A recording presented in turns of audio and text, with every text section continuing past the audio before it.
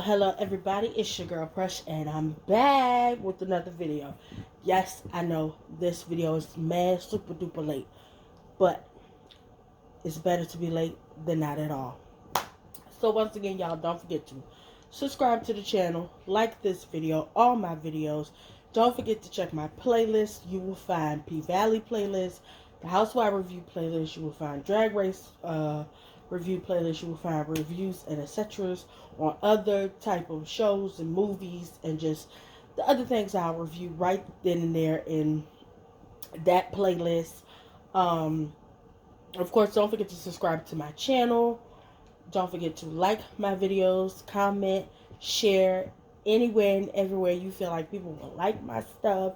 Shout out to one of my brand new subscribers. Your girl officially has 13 subscribers. Some of y'all, that might not be a big deal, but to me, somebody who's starting out, that is a very, very big deal. So shout out to my 13 subscribers. I love y'all. Okay. I have episodes 1 and 2 of the Beverly Hills Housewives up. I, of course, have episode 1 of the Real Housewives of Dubai up. Don't worry. I have the others coming. I have a recap of the entire first series of a show called First Kill. I have the Chris Brown album Breezy review up. I have the latest 2 episodes of Drag Race up. And I'm about to have episode 3 of Pvalley up. So without further ado, y'all, let's get into this video. So this is the review of Pvalley Season 2, Episode 3, The Dirty Dozen Tour. Well, actually, the episode is just called The Dirty Dozen. Anyway, so we open the episode with Roulette in the champagne room, going ham on a pole that wasn't, fully connected. The pole that Whisper was talking to in the last episode, talking to the spirits and whatnot. And so, Roulette in there butt-ass naked, giving dude, a lap dance. And so dude asked her for some of that sloppy toppy. And she like, listen, that's Uncle Clifford rule number 4. If you a hoe, you gotta hit the dough. So the dude was like, then let's hit the dough then. And she was like, you know what? For an additional stack, I just might, on that joint. So, he gave her the stack and she went ham. She got the slurping them up, okay? Then we go back in the back of the pink with the girls. And, we see the girls counting their money and stuff. And, we see Roulette tell, Mercedes, that she's optimistic. And that, her bag of money is half full. It's not half empty. And, Mercedes just was looking at her like, girl. So then, of course, we see Mercedes pull up to her gym. And we see people load stuff into a truck or whatever. And it kind of was like ominous. Kind of like, I guess, a semi-foreshadowing of this might happen to her. They might, be moving up on her spot. And so when she gets inside her gym, we see her FaceTime with Coach.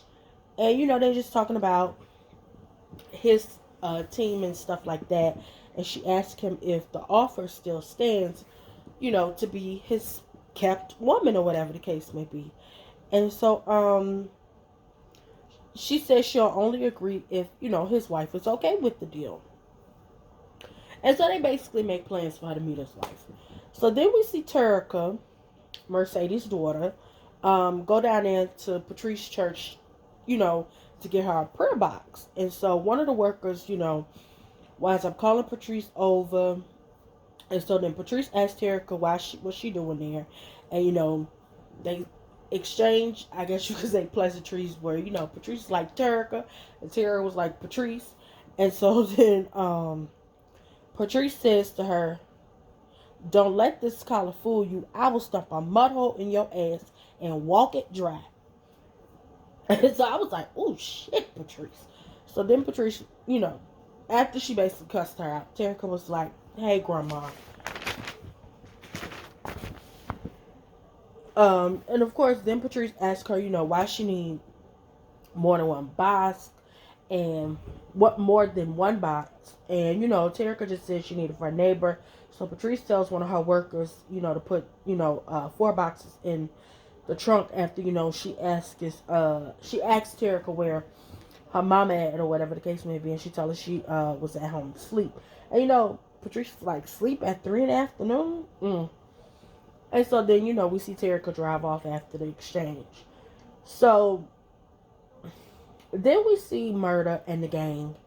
They're in a little corner store, whatever, and the white bitch behind the counter is jumpy and shit. Because, she see all these niggas and they got bandanas and stuff on their face. And so then we see, so, of course, after Keyshawn come out the bathroom or whatever, Lil Murder pay for everybody's stuff. And so, when they go back outside, we see Keyshawn and Murder, taking pictures and stuff. And they was looking real good in the pictures they was taking. So then after that, Ron was the one who's taking the pictures, by the way. So then we see Uncle Clifford and Autumn, they talking. And, Uncle Clifford talking about Keyshawn on tour with Lil Murder. And so Autumn was like, we should ask them to swing by here or whatever. And Uncle Clifford said, ain't no room for that crooked heifer. Because, it's M-I, crooked letter I. Uncle Clifford is hilarious. And then Uncle Clifford was like, I don't know how that hoe get off her slave chains. Because y'all know Derek is in that case. And so then Uncle Clifford blames Autumn, for Sadie's being out because, her shoulder or whatever. And was like, I'm only going to take 15% of the blame for leaving your ass here alone and damn near burning up the club and burning up chicken and whatnot. And the Autumn says, well, let's try Whisper and Roulette as the co-headliner since they already, Mercedes approved. And so, they get to talk about the fact they need a new DJ. And so Big Bone was like, I could DJ. And, Uncle was like, girl. And Autumn was like, you was over here already dancing and shaking ass to her music. So let's give her a try run. And, then what happened? Oh, then we see, the crooked pastor from last season who, works at the church that, Patrice used to work at. And he's introducing Wayne Cow at like this black pastor lunch to speak. And while he's speaking about the pastors getting their congregation to vote for him, we see Patrice ass. And so, Patrice starts mocking him and asking him questions and whatnot. And so what happened is that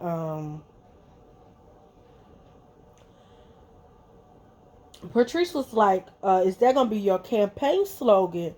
We got to get it going on for Chuckalisa. And, they get to talking about the casino referendum. And Patrice asks, if we don't vote yes on it,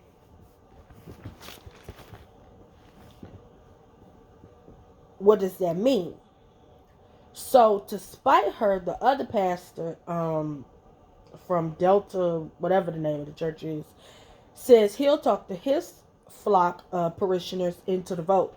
And so, Patrice goes off like, first off, now one of y'all niggas need to tell them people to vote for a casino they wouldn't hire y'all at because they'll say we can't count. And so then, she brings up the fact that they try to get them to give money to the schools and how, they'll use that money instead for golf courses and stuff like that. So then she says, y'all trust these white folks too much and that her church will not be a part of the foolishness.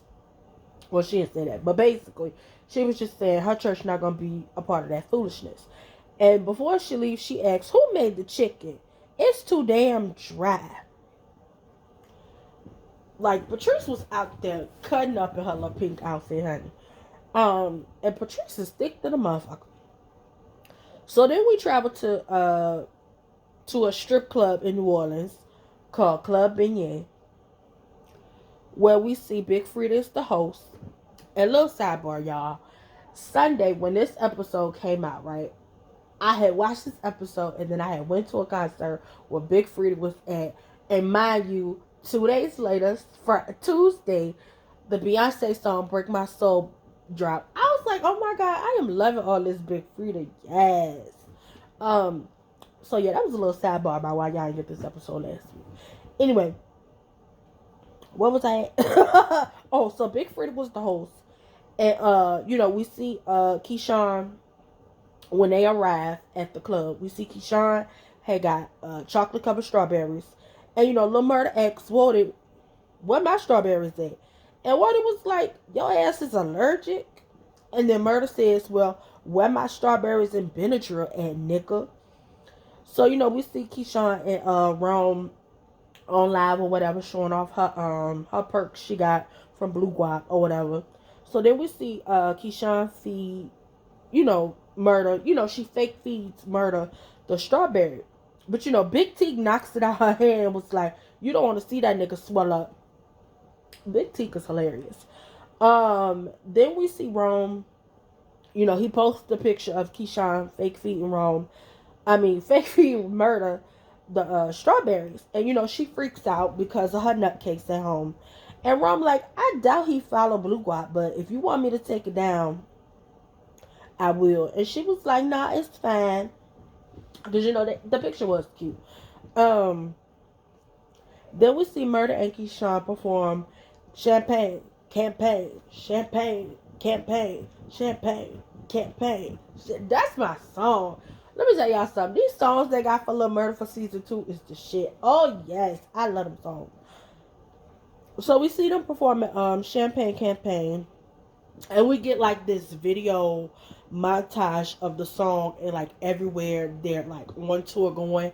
And whoever was in charge of doing that was fire. You hear me? That was fire. So after that, we see Mercedes go to see Coach and his wife. And as she in the middle of getting her COVID test before she could go in the building, Terica calls her or whatever. And ask her, where she at, what she doing. And, Mercedes tells Terica that she working. And, that not to worry about the dance team or whatever because, Shell ain't gonna let her come nowhere. So she basically tells she'll talk to her later. But, of course, when they get off the phone, we see Shell over there passed out, I guess drunk on the sofa. Well, Terica had told Patrice where she was. Well, she told her she was asleep. But the bitch was really passed out drunk over there on the sofa. So then we see Mercedes make her way up to the condo. And it's beautiful. I'm talking about beautiful ass condo. And she started taking pictures and stuff. After she poured herself some champagne. Why I can't talk. And she has to check herself like, I'm acting like Keyshawn ass. And so then we see Coach's wife, Farrah, come downstairs to greet Mercedes. Or whatever the case may be. And she kind of had like a little slight attitude. Or whatever the case may be. And so then we see Coach come in the room. And I didn't notice this until I watched somebody else's review. That apparently that wasn't the same Coach from last season.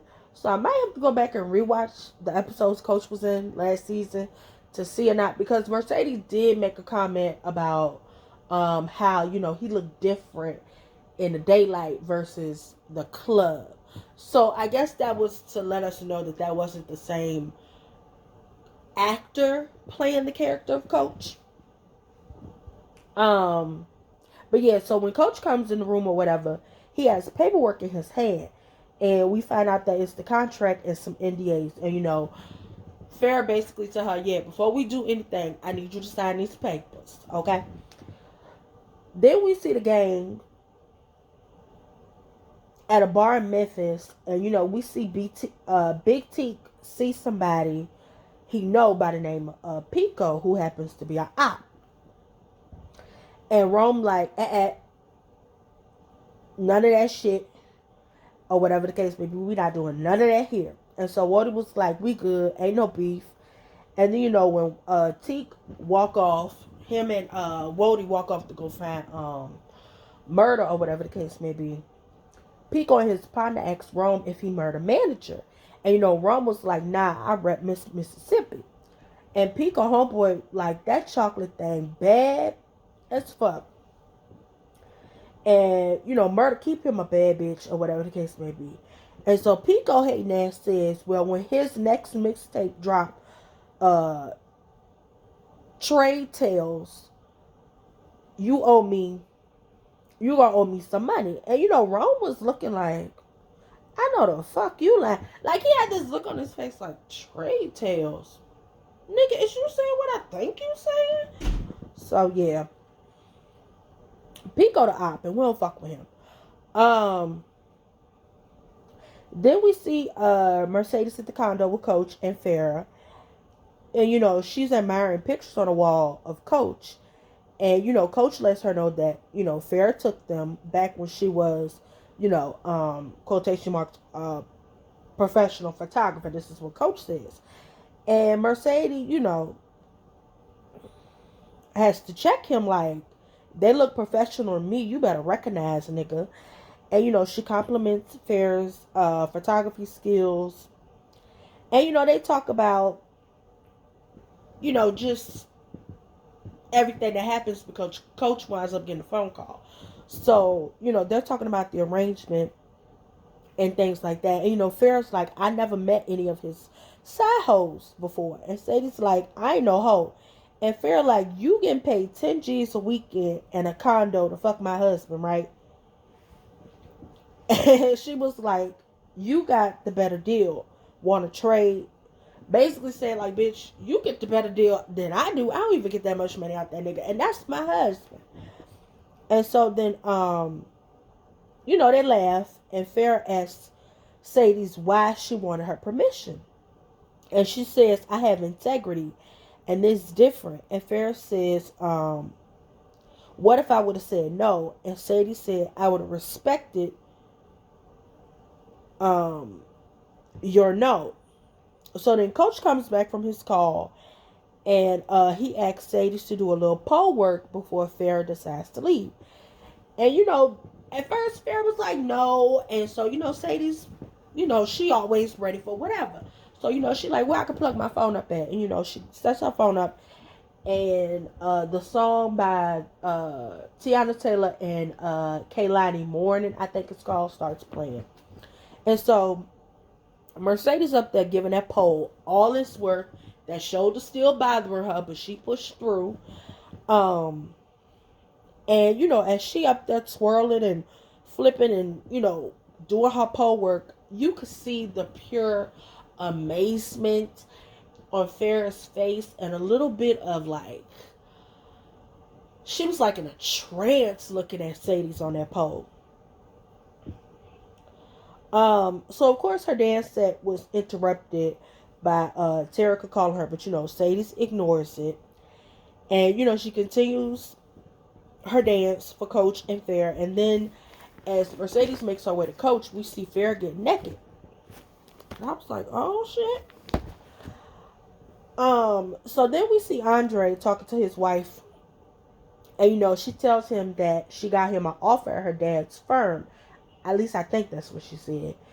And he, of course, turns it down. And then she asks when he coming home. And he says, the reading of the will got pushed back because Mookie, the one who made the chitlins and gave it to Uncle Clifford on that last episode, getting her diamond grill.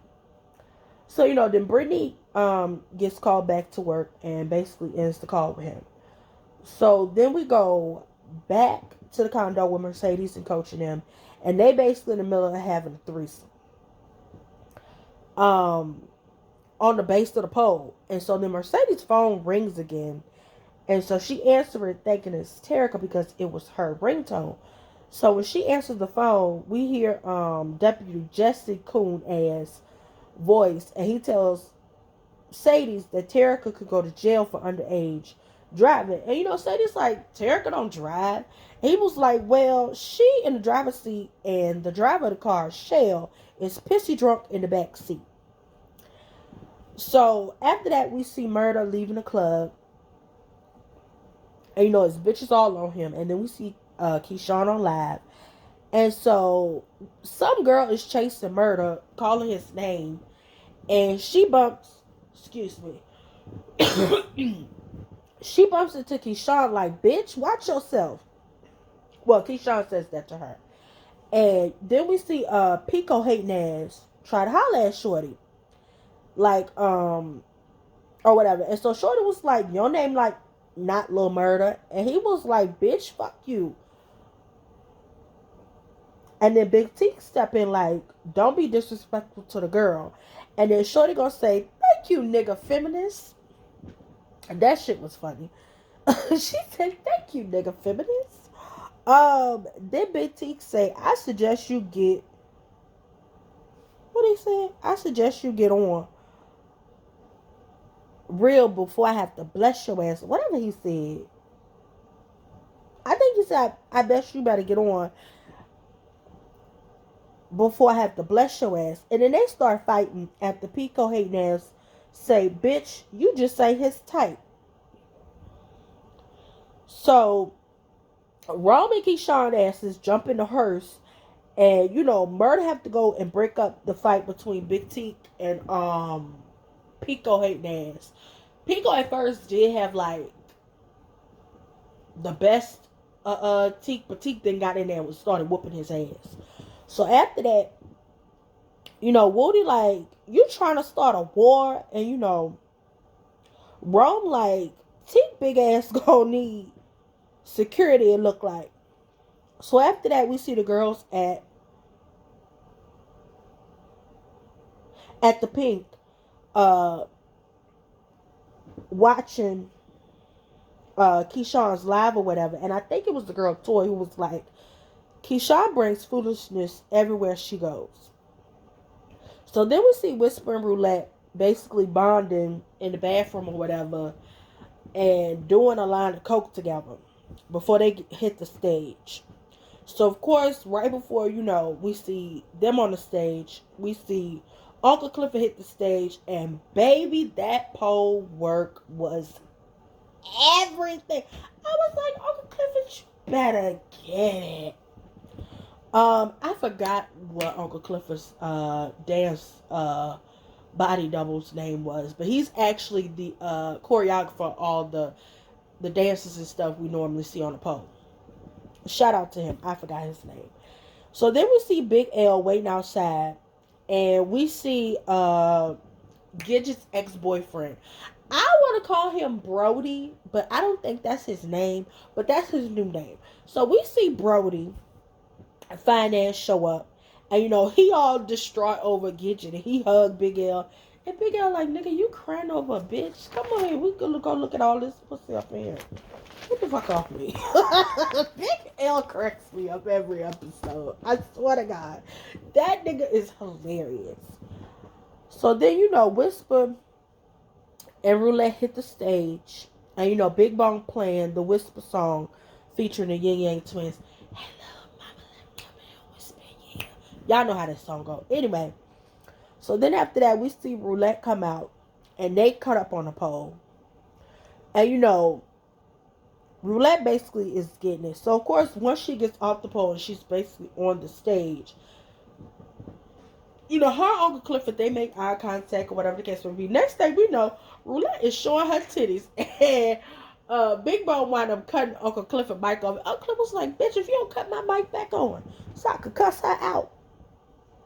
So then we find out that showing your titties on the main stage is rule 1,000,000. You're not supposed to do that. And I think it's because it's illegal to, be naked and serve alcohol. Because I think that was one of the things they was going back and forth with last season with the sheriff. About the girls being naked and them serving liquor. Of course, we see Brody Finance. Because again, that's his new name from me. Because until they say his name is Brody. He in the back still crying over Gidget, and he was eating or whatever. And he was talking about how he was gonna get you back. And Big L like, unless you Jesus and her mama is Lazarus, I do not see you going to get that girl back. Um then we see Roulette and Whisper, they both come back there after they cut up on the stage or whatever the case may be. And so Brody compliments Roulette on her spatchcock move. And she like, nigga, what my what? And Whisper like the move where you put your leg up in the air. She was like, oh, I don't know the name of them goddamn stripper moves. And so she basically asked him like, how you know that? You be fucking a stripper? And he kind of like started stuttering. And she was like, ain't nothing wrong with fucking a stripper. And Whisper says, marrying one is when you have a problem. And so, Uncle Clifford calls Big L ass on a walkie like, your break been over for 15 years. You the worst security ever. So then Whisper like, hold up, I'm finna dip out too. So, she dipped out because she felt that spark between Brody and Roulette. So, she basically all up in his face or whatever, and then she pulled a blade out her shoe talking about, come here, you got something in your teeth. Like, bitch, what?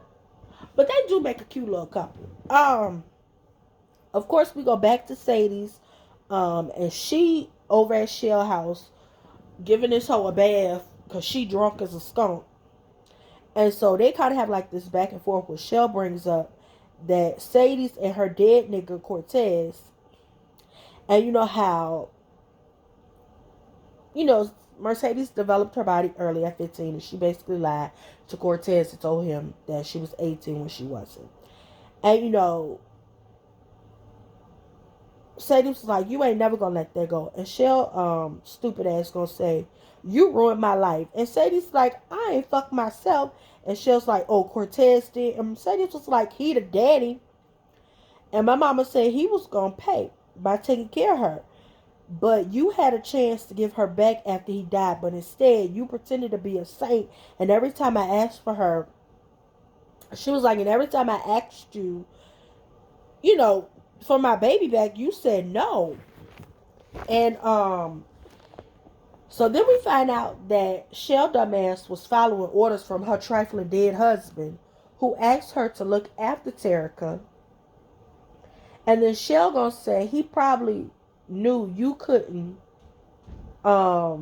take care of her just like your mama knew.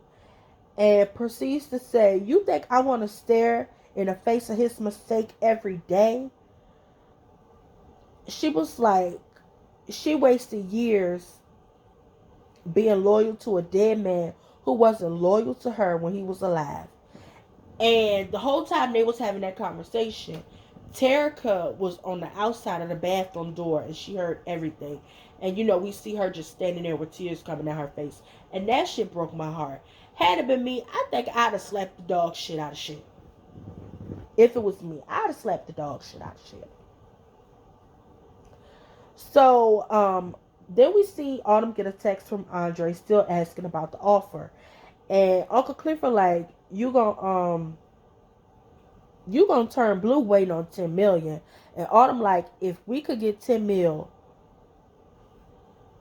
No, and Autumn was like, what if we could get 10 mil? And Uncle Clifford like, what about these heifers? And Autumn like, why is that a concern?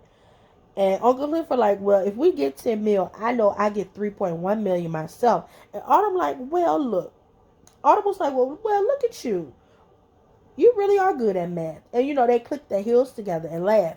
Then we see Andre with Corbin waiting on Autumn's text that says, staying put for now. 1 mil ain't even the tip. And Corbin gets mad. Hold on, y'all. So Corbin gets mad and says, this bitch got life fucked up. I'm like, oh, this low light skin nigga works my nerve. So Corbin asks Andre, would Promised Land pay 10 million for the land? The pink's on. And Andre answers they might and says she probably waiting on the casino vote, and that would make her the most powerful person in Chucalissa. And then Andre says he might run against Cal Wayne Cow. And then we see him like basically impersonating his goddaddy or whatever the case may be. Letting it be known, nigga, I was born in Chuckalisa. I motherfucking voted here for the first black mayor. Don't fucking play with me. And Corbin says, well, I'll back you if you run against my brother. Basically saying, well, nigga, you stupid. But if you decide to be dumb enough to run against my brother, nigga, I'll back you. After that, we see Murder on his way to his hotel room. He's sharing with Keyshawn while, his fans outside waiting for him. And she opens the door and, she gives him a kiss all sloppy like. And we see Rome, 2 doors down at in his room, staring at them with a perplexed look on his face like, is this nigga gay? Is this nigga in the bitches? Is this nigga bisexual? What the fuck is going on? So Rome don't know what the fuck is going on. So after that, we see Keyshawn, giving Murder advice on how to write his postcard to Uncle Clifford. And he writes, I love you. And Keyshawn like, that's the 27th thought? And Murder replies, that's the only thought. So she replies, well, you can't fuck this up. Uncle Clifford is rare. And so then Murder asks, I know what I did, but how did you get kicked out the kingdom? And, she says, I couldn't believe in fairy tales.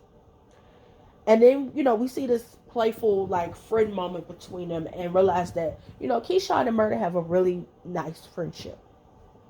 After that, we see Big Teak knock on the door and ask Murder to go with him to the store. And after that, we see Mercedes, still at Shell House making food or whatever.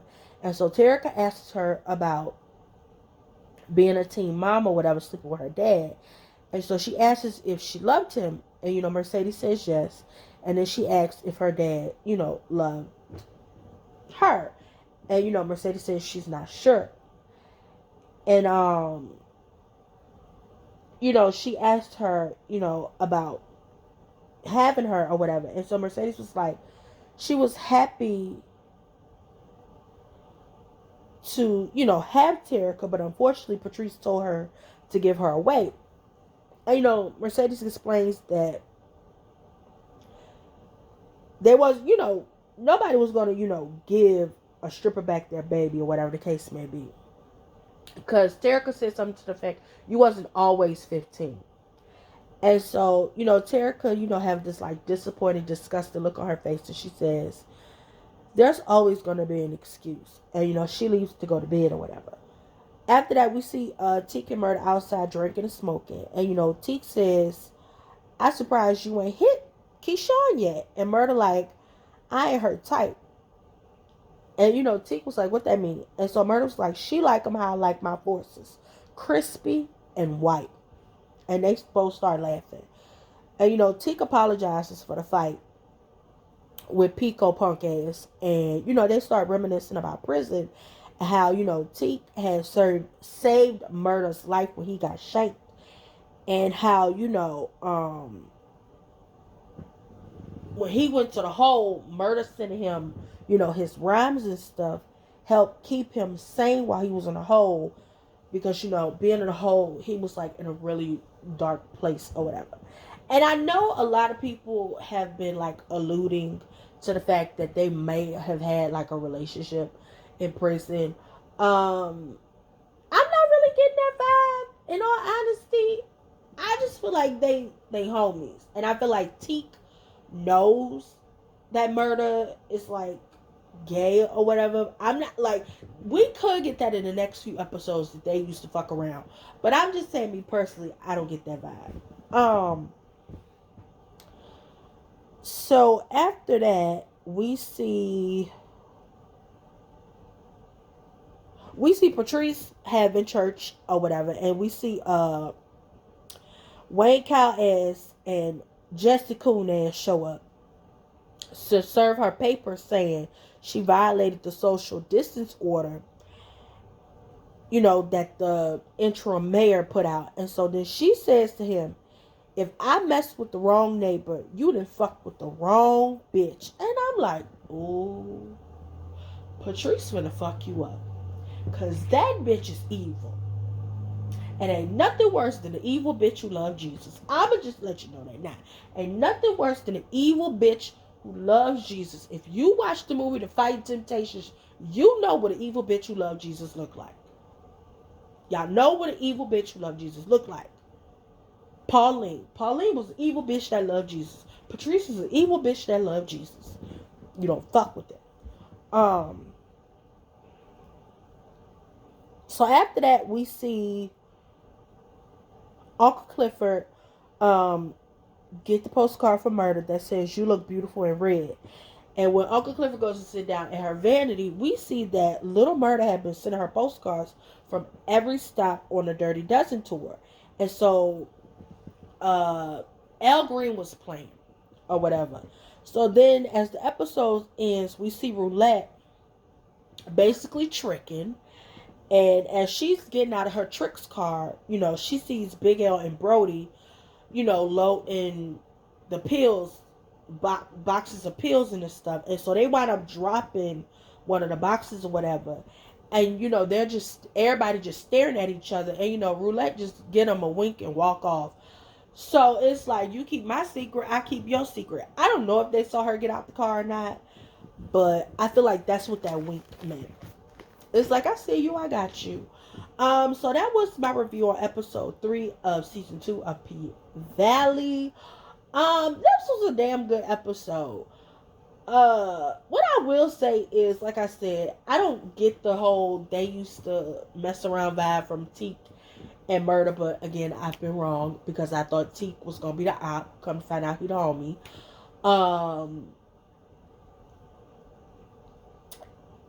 Roulette and Whisper is finna bring trouble, especially with the preview from the episode that dropped tonight, which I will be watching, but I'll be taking notes on in the morning and put my video out tomorrow. Yeah, Roulette finna have some shit with her. Like, we thought Autumn and Mississippi had some shit with them season 1. Baby, I already know that shit ain't gonna have nothing compared to the shit Roulette finna do right here in season 2. So I'm ready for all the foolishness. That's it. That's all, y'all. Don't forget to comment, like, subscribe, hit the notification bell button, share my videos on Facebook, on Instagram, on Twitter, in your text message thread, your group chat, whatever. If you fucks with me, share my videos. Show me love. Because when y'all like my videos, that let the algorithm know that there are other people who want to see these videos too. So I'm going to go ahead and get this video edited so I can get it up to y'all. So don't forget, y'all, to like, comment, subscribe, hit the notification bell button so you never miss an upload. I love y'all.